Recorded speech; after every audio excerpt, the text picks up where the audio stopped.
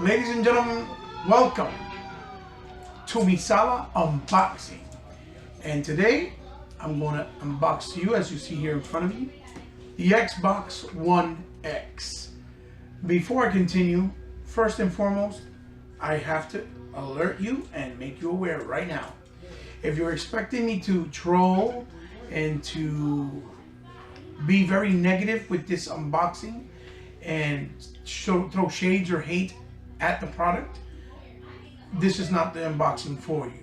I'm going to try to be as professional, as educated in the gaming, scene from my experience of over 30 years, and as fair to Microsoft's new console and new product as possible. Now, if that does not mean that I will not throw the pros and cons of the console itself. I will try to break it down as concise and precise as I can for you, the viewer, obviously. But if that's not what you want to see, and you want to see me bash the product, then I suggest for you to move along and don't bother to view it. Don't give me no likes, don't give me no dislikes, just go somewhere else. So as you can see, to start it off, we have here the box for the Xbox One X. And as you can also see right next to it, I have the original Xbox OG, the very first Microsoft console in their entry, right, in the video game space, which was way back about, I want to say 15 years ago. And the reason for that is because if you guys saw my last video where I talked about the Xbox community growing up, I said that the box casing for the Scorpio was a straight homage to the very first Xbox OG, because at the time when it came out, it was the world's most powerful console, okay? And as you can see with the box itself, that's kind of what they were going for, because today, in 2017, this is their new most powerful console, because Phil stated that he wanted to go back and hearken to those days. So as you see, it has kind of the X coming up front, just like in the design of the OG, and then the accents of the lime green, where it says Project Scorpio, is to match the Xbox symbol right on the top. And I think this is a really nice touch, but I'm pointing it out because many of you may not understand why they chose this design for the Project Scorpio edition, because this is that edition. And if you don't, well, hopefully if you see my video and my unboxing, this explains why, because you can see the comparisons. They have the flat surfaces here, the two on the top, and the one just like here. So with that, we're going to go into the second phase or part of this unboxing, because I want to do it in 3 parts. So hopefully you'll enjoy it and you'll stay with me. Just give me 1 second. We're going to come to a quick pause. Okay, ladies and gentlemen, I'm back.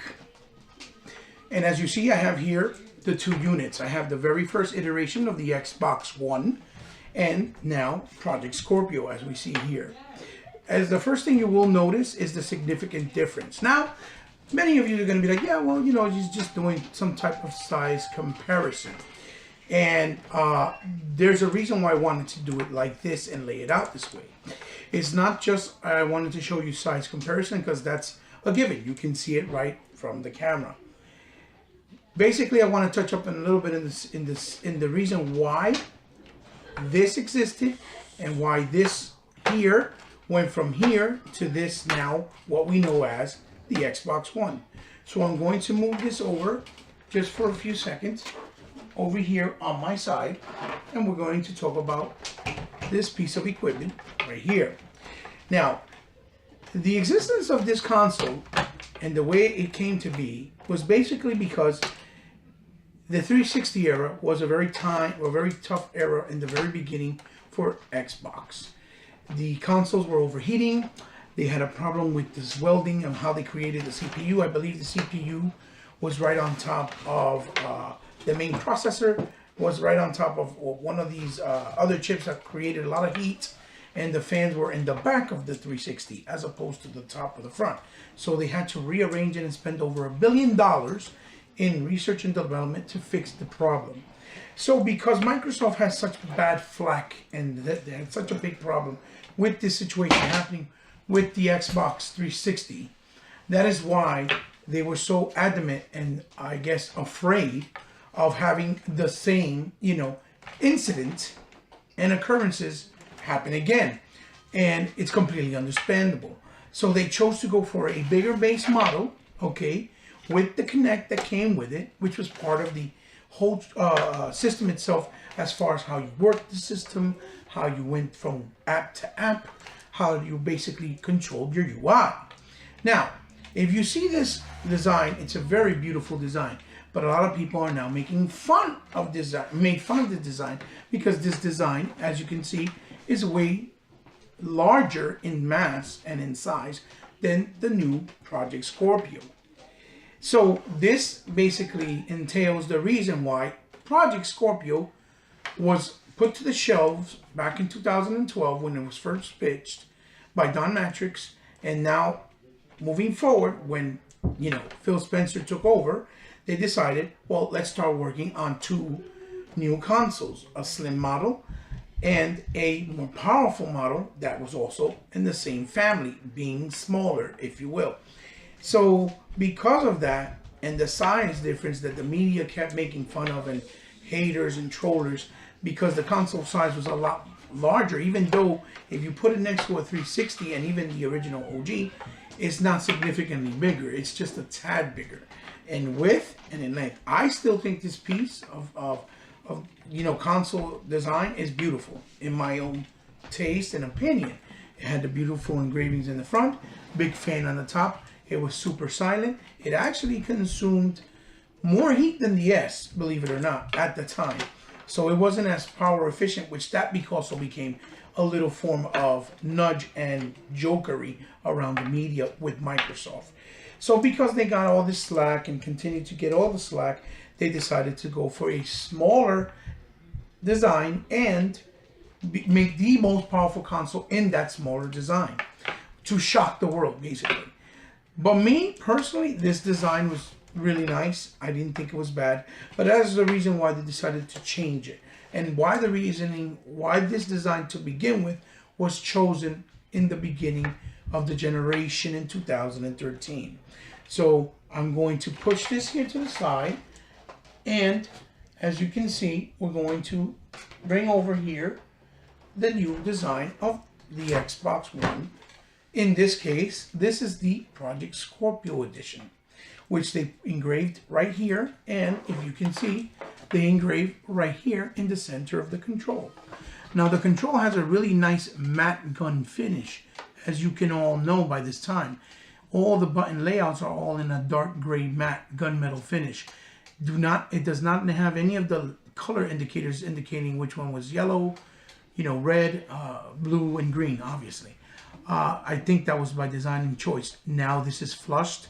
It's not like the original design, as you see, that had a extra piece on top. This is more flushed and part of the Cascade, which is the actual, design. But they're very similar and stay within the family. And it also has the, 3.0mm Bluetooth, and you can actually, update the controller via Wi-Fi. You don't even need to connect it on the top or to the console. It actually updates automatically. So for those who may not know. And then the other thing is, one more thing is, this controller, although it's from the first iteration of the design of the Xbox One in 2013, you will be able to use any existing controller, peripheral, Kinect, or anything that's Xbox related with your new existing Xbox One X console. So that's something that maybe you might not have known. So what I'm going to do now is I'm going to take another quick pause, because now I want to talk about the differences between this and what you get from between the S and now the Xbox One X, for those in defense of either wanting to go out and buy it because it is a $500 machine, or for those who really don't know if it's worth to go buy the $500 machine instead of paying for The S, that's about 250. So give me one more second. I'll be right back. I hope you stay tuned. Thank you. Okay, señoras y señores, I'm back. Ladies and gentlemen, this will be the third part and hopefully the most informative and final part of the unboxing. Here we go. Now, the most logical and most asked question that everybody's going to be asking about the Xbox One X is, why should I upgrade? What do I get? What are the benefits? Well, it's this simple. It's not just power for resolution, okay? You can have the image in a 1080p display or in a 4K display. Difference being, if you put it on a, as you see here, this is a 1080p LED Hitachi 40, I believe 3-inch TV, which is it's the UltraVision line. Now, if you have a 1080p display, this console here has a technology called super sampling. And what super sampling does is it gives you all of the benefits that it can possibly give you out of the box, from whether the enhancements of the games or whether you have the raw power, if you will, of the games when you just put it in the disc without any patches or enhancements, and you will be able to get the benefits on your TV. Meaning, you'll have faster loading times. You will have no bump mapping or less bumping, or if not at all. You'll have better textures.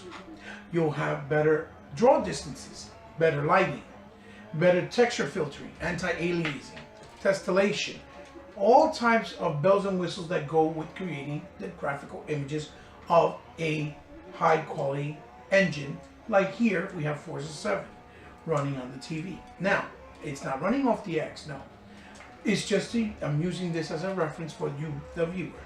So with the Xbox One X, you're getting all those types of benefits from the difference of the S model and the very first original big fat that I just had previously, the white model, the very first entry of 2003.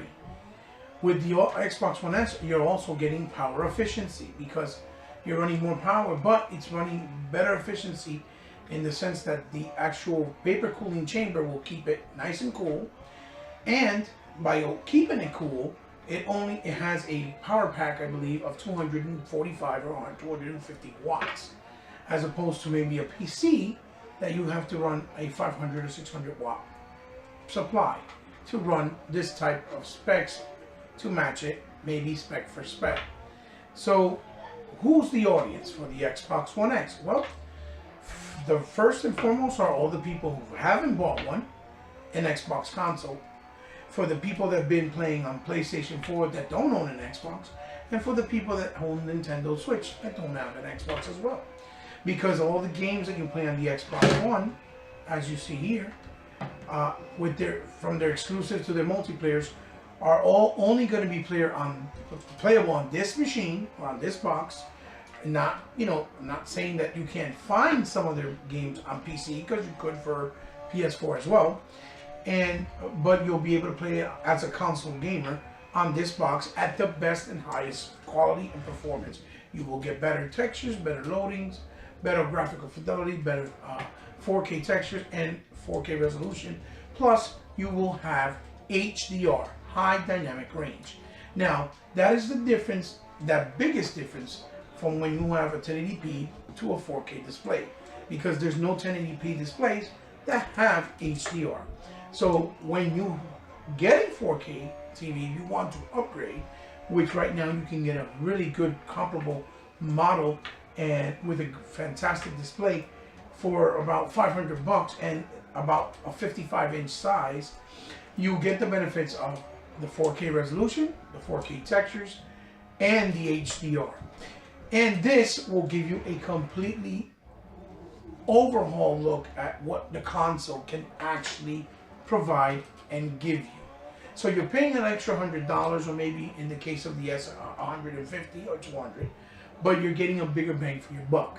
And that's not to mention, you're still going to run your 4K Blu-ray players, UHD movies, in HDR at the highest quality as well, because it has a 4K player, which none of the competitors have or offer in their $400 and $350 machine, respectively. Only the Xbox console and family offer this to the audience for the media that people want to watch. Plus it 4K streams with all of their apps, or at least about 70% of the apps. If the apps don't support it, it's because the app providers have not made the adjustments to fix those apps to use and utilize the benefits of the console. Okay, so that does not mean, or takes out of the table, if you will, that in the future they will not provide that, because they probably, most likely, will. Okay, I know you can run Hulu, Netflix, for the top of my head, that in full 4K, based off their streaming bandwidth and capabilities. And you can also have the privilege to go back 3 generations of Xbox consoles, and now you'll be able to play Xbox OG games, and they take them out monthly, and Xbox 360 games, which they also update monthly.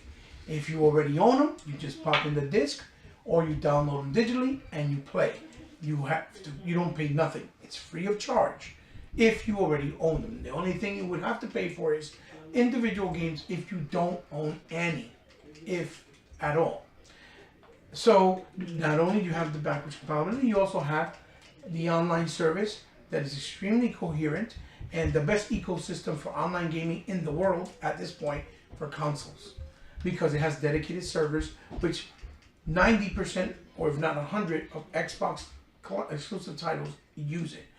Only third-party supporters are the ones that don't really utilize it all the time, but as you know, PUBG will utilize it, which is called Azura, and they're going to have it in that ecosystem for PUBG coming out on December the 12th for those who are looking forward to PUBG, and it will be exclusive.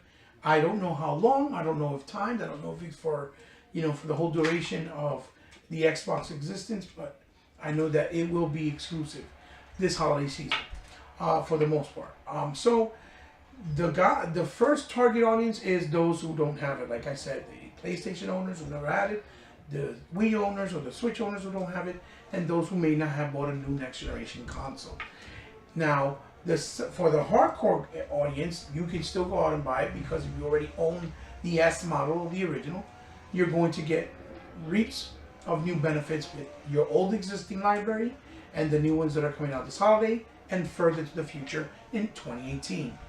So even the PC gamers, if they don't want to wait, because they still don't really have a viable market when it comes to 4K resolution monitors, because they're not really cheap, or if they don't really have access to HDR as well, will also reap benefits from this console, because this console, as we all know, or if you didn't know, has a GPU chipset of GDR5 with 12 cores of dedicated memory.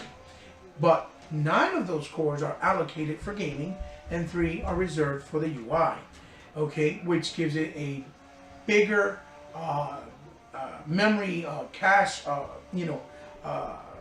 amount in comparison to even the high-end PCs, because I believe most high-end PC video graphic cards only support, at this moment, the highest one I think only supports 8 cores, and if there's one that's higher, it's very expensive. We're talking in the thousands in that range. Plus it has 6 teraflops of computing power on the CPU, and the CPU and the GPU work as an APU. And it also has built-in, in technical PC terms, baked-in DirectX 12, which also is an API that alleviates the computation of the game programming in the game. So as of right now, with the enhancements and the patches we're getting, it's kind of scratching the surface. We won't really see the full potential that this console has to offer. So you're basically got to look at it as, if you're investing in it now, you're paying $500.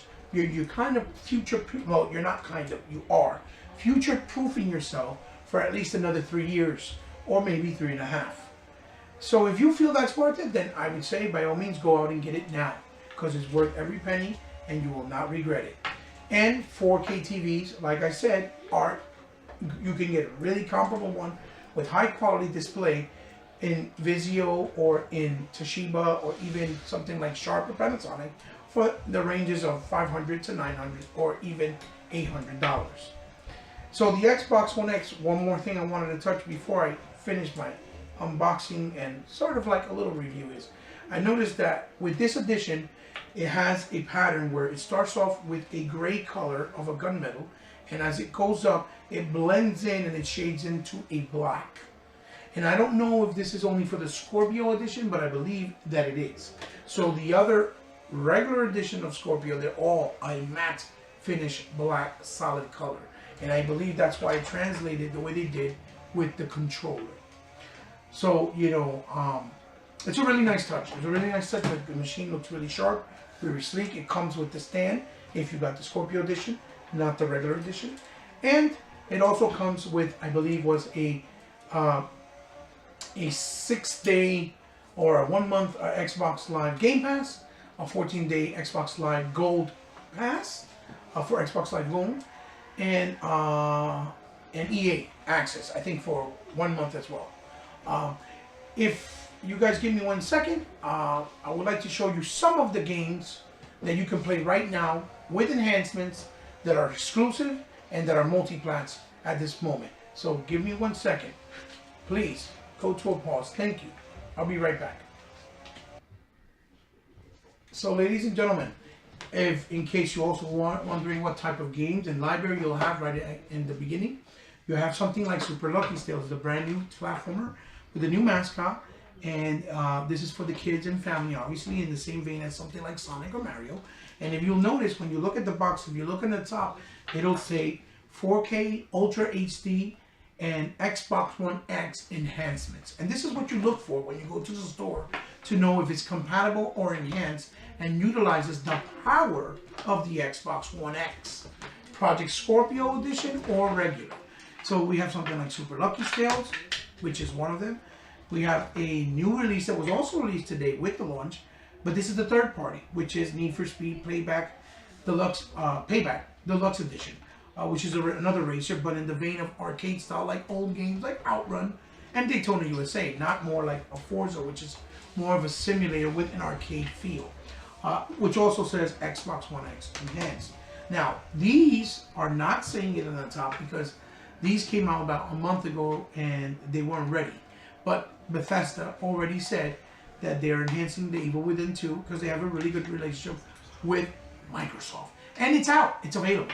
There's about 50 titles available right now, today, with the launch. And at the end, by the end of the week, Albert Pinello, which is the engineer of the console for Microsoft, stated and confirmed that 70 will be ready to go, and more than 180 by the end of the month, or possibly the end of this holiday season. So we have Forza 7 here, as you see. Beautiful game, probably the most graphically and highest fidelity game that actually utilizes the console the most to this point, because they had the SDKs for this console before anybody else. This is Microsoft's premier racing game and the most coherent racing game in the market, hands down. There's no one else competing with this game. If you're a racing enthusiast, this is the game to buy with the X, and it will showcase the power. And it says here 4K, HDR, and Xbox One X enhancements. It has all three of the categories that we will benefit with the console and the TV. And we have Wolfenstein. Of course, this is a steel case edition, so you really won't be able to see it, but it is Wolfenstein 2, which was also confirmed. The patch is already out, and the word on the street is, because I'm waiting for the Digital Foundry actual comprehensive analysis, that it looks incredible, that it's really done well, the enhancements. So I'm looking forward to that. So we have, Wolfenstein 2, and again, another family game that also says Xbox One X enhancement.